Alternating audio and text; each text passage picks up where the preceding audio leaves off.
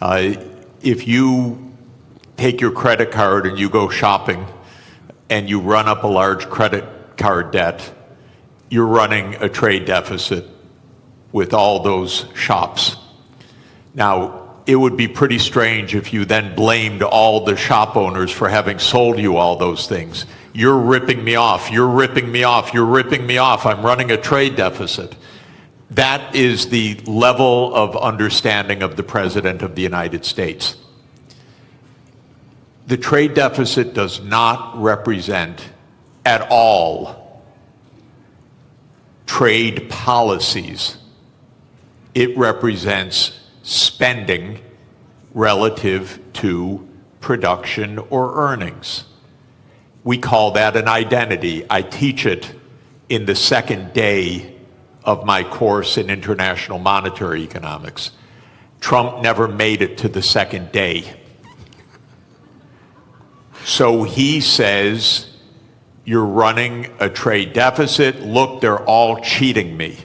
But all that's happening is the United States is outspending its national income. And you can look at the national income chart. You can add up consumption and investment and government spending, and you could subtract off gross national product, and lo and behold, what will that equal? Not approximately, exactly. That will equal the current account deficit, which is the comprehensive measure of how much you spend on goods and services versus how much you sell in goods and services.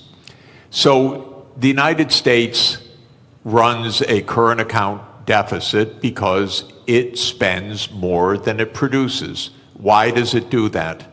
We have a big credit card in the United States. It's called the national government. The US government spends about $2 trillion a year more than it takes in revenues. What it's doing is making transfers to the American people and to American businesses. It doesn't tax Americans for those transfers because, here's another little fact, because the congressmen that vote on the budget got into office by being paid for their campaigns by rich people who don't like taxes. So the political system says spend, but don't tax us. So we run a chronic deficit in the United States.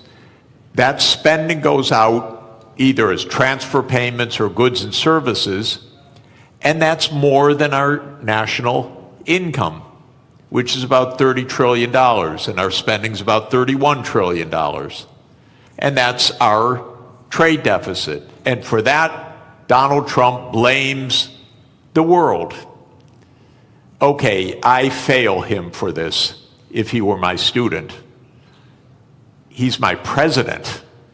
It's a little weirder because when he did this, in 2 days, the world lost $10 trillion of market capitalization. By the way, where did it go? Did it get transferred from here to here? No, it got destroyed. Why destroyed? Because trade, something also the President of the United States doesn't understand, is mutually beneficial. So if you stop trade, everybody loses. It's not that one side wins, the other side loses. He cannot understand that concept as a guy that traded real estate in New York. So his idea is somebody had to win, somebody had to lose. But what happened when he made this announcement was $10 trillion was wiped out worldwide. It's not that the US went up and they went down. No, everybody went down. Because the whole world system is based on a division of labor, and he's breaking that division of labor into pieces.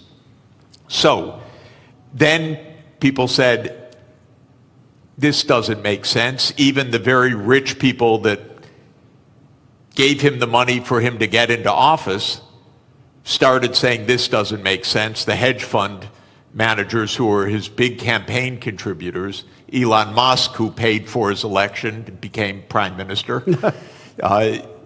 He said this doesn't make sense. And then the markets said this doesn't make sense. Not only $10 trillion, but as the finance minister said, interest rates started to rise because people began to dump U.S. Treasury debt. The safest thing in the world, apparently. So, interesting what happened. It's not quite true that he reversed things. First, he left on this 10% tariff, except for one country, for China, 145% where he on raised products. the tariff rates.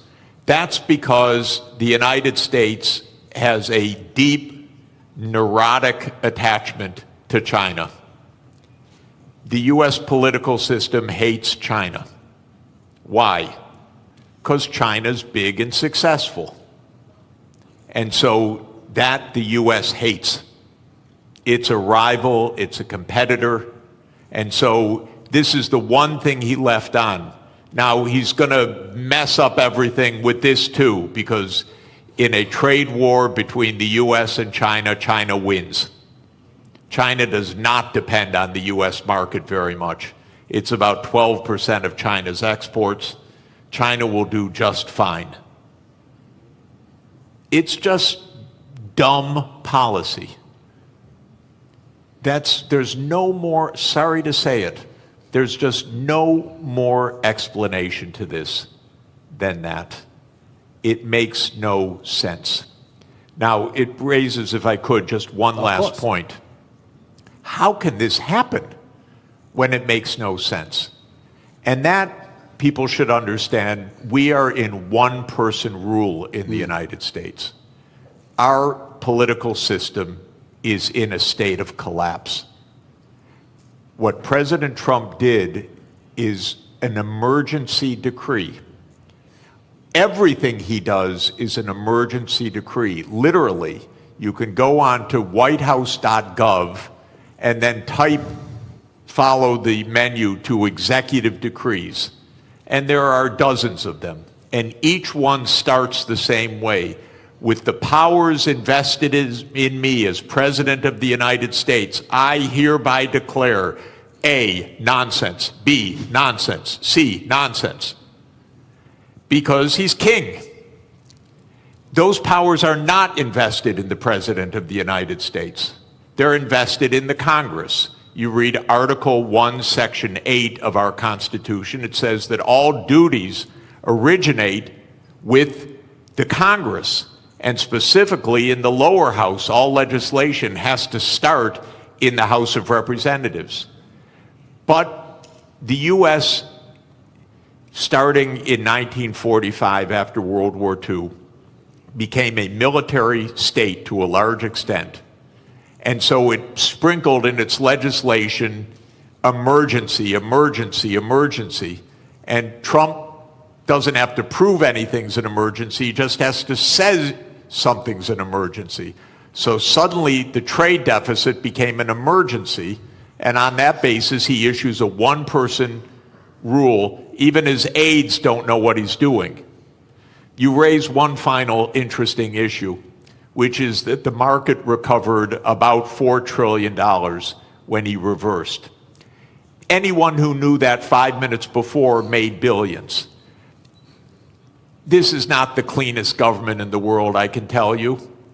I'd be hugely surprised if some people didn't know just a bit ahead of time, starting with members of the U.S. Congress, by the way.